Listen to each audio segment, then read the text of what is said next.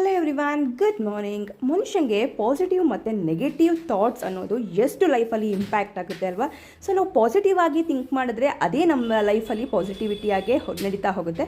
ಅದೇ ನಾವು ನೆಗೆಟಿವ್ ಆಗಿ ಥಿಂಕ್ ಮಾಡಿದ್ರೆ ನಮ್ಮ ಲೈಫಲ್ಲೆಲ್ಲ ಬರೀ ನೆಗೆಟಿವ್ ಪ್ರಾಬ್ಲಮ್ಸ್ಗಳೇ ಕಾಣ್ತಾ ಹೋಗುತ್ತೆ. ಸೊ ಅದೇ ರೀತಿ ಇವತ್ತು ಬೆಳಗ್ಗೆ ಎದ್ದ ತಕ್ಷಣ ನನಗೆ ತುಂಬಾ ಪಾಸಿಟಿವ್ ವೈಬ್ಸ್ ಇತ್ತು. ಇವತ್ತಿನ ದಿನವೆಲ್ಲ ತುಂಬ ಖುಷಿಯಿಂದನೇ ಹೋಯಿತು ಅಂತ ಹೇಳ್ಬೋದು. ಅದೇ ಇವತ್ತು ಭರತ್ಗೆ ಆಫೀಸ್ ಇತ್ತು, ಧೃತಿಗೆ ಸ್ಕೂಲ್ ಇತ್ತು. ಅವರಿಬ್ಬರಿಗೆ ದೋಸೆ ಮತ್ತು ಟೊಮೆಟೊ ಗೊಜ್ಜು ಮಾಡಿಕೊಟ್ಟಿದ್ದೆ. ಮಧ್ಯಾಹ್ನಕ್ಕೂ ನನಗೆ ಧೃತಿಗೆ ಅದೇ ದೋಸೆ ಹಿಟ್ಟೆ ಉಳಿದಿತ್ತು, ಅದೇ ಆಗುತ್ತೆ ಅಂತ ಅವಳು ದೋಸೆ ಬೇಕು ಅಂತ ಹೇಳೋಗಿದ್ಲು.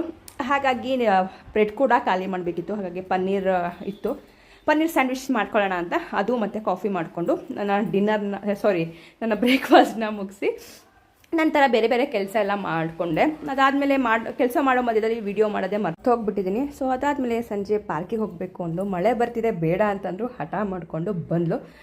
ಇಬ್ಬರು ಅವ್ರು ಚೆನ್ನಾಗಿ ಎಂಜಾಯ್ ಮಾಡಿದ್ರು.